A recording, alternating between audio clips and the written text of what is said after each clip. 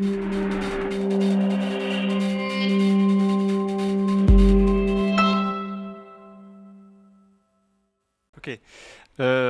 Donc on va balayer 3 thèmes sur l'industrie, plus spécifiques à l'industrie. Une remarque préliminaire, en fait, il y a quelques mois, quand on a démarré nos réflexions QHA2 Industrie, on a été interpellé ou étonné par une étude, vous connaissez Rexecode, qui fait régulièrement des études et puis qui s'amuse à comparer notamment l'industrie française et l'industrie allemande. Et cette étude montrait que finalement la compétitivité hors prix ou hors coût de l'industrie française se dégradait vis-à-vis de l'Allemagne à peu près aussi vite que sa compétitivité coût. Et il nous a semblé intéressant de se poser la question de la contribution finalement des actifs immatériels, du patrimoine immatériel à cette compétitivité hors coût, et elle est quasi évidente en fait, quasi évidente. On met d'ailleurs dans le hors coût, peut-être pour être plus précis, on met un certain nombre de dimensions qui sont clairement d'ailleurs répertoriées par Rexecode, qui sont la qualité, l'ergonomie, le design, les services, l'innovation, la notoriété, les services logistiques, etc. On a voulu s'intéresser à cette compétitivité hors coût, non pas qu'on ne soit pas intéressé par l'autre partie, donc la compétitivité prix ou coût, d'ailleurs qui est une partie importante de notre business, mais on pensait que c'est une partie qui est largement couverte.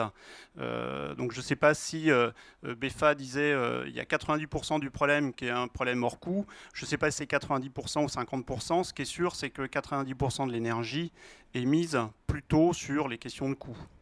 Or, si on regarde un peu, finalement, les entreprises sur cette partie-là, elles ont des marges de manœuvre. Sur cette partie coût, elles ont des marges de manœuvre, mais elles sont aussi vite dans une situation de blocage parce qu'il y a un aspect réglementaire, il y a un aspect législatif qui fait qu'on ne peut pas faire n'importe quoi. Or, sur la partie hors coût, on peut faire pas mal de choses, et en tout cas, les entreprises sont autonomes.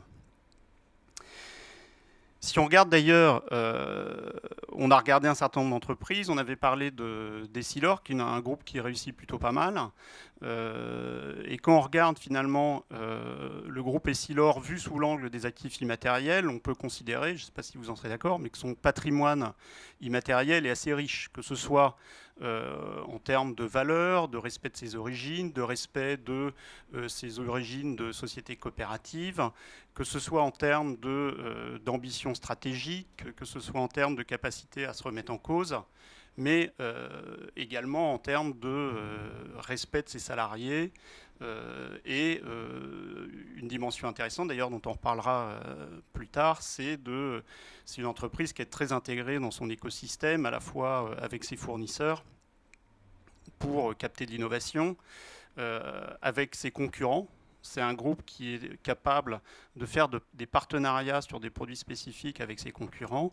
Et puis, c'est un groupe également qui, malgré sa grande taille maintenant, est très bien intégré avec son réseau de distributeurs et jusqu'au réseau d'opticiens. D'accord ? Et si on regarde finalement la réussite du groupe Essilor comparé avec son patrimoine immatériel, on y voit quand même une certaine corrélation.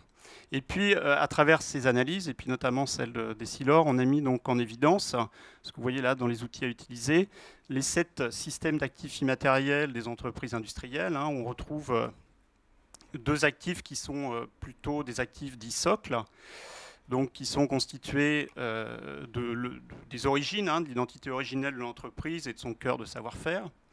Un deuxième système d'actifs socle, donc, qui est l'ancrage de l'entreprise dans son écosystème. On en reparlera tout à l'heure. Ensuite, on a 3 systèmes d'actifs qui sont plutôt des systèmes liés à la dynamique de croissance, donc avec la capacité d'innovation ouverte, c'est-à-dire ne pas s'ouvrir vers ses fournisseurs, ses partenaires, ses clients, ses distributeurs pour capter l'innovation. Une capacité d'anticipation des nouveaux marchés, des canaux, se remettre en question, un petit peu un lien avec ce que nous expliquait tout à l'heure Guillaume. Et puis la qualité des relations sociales, d'accord ? Je pense que ça va vous parler. Si on ne peut pas remettre en cause un certain nombre de choses, d'organisation du travail, de règles dans l'industrie, on aura du mal finalement à adapter les business models. Et dernier système d'actifs, donc les systèmes levier de cash, donc avec l'excellence opérationnelle qui reste un basique dans l'industrie puisque la part investissement, la part coût de main-d'œuvre est extrêmement élevée et qu'on ne peut pas faire l'économie finalement de consacrer beaucoup d'énergie à optimiser ces dimensions.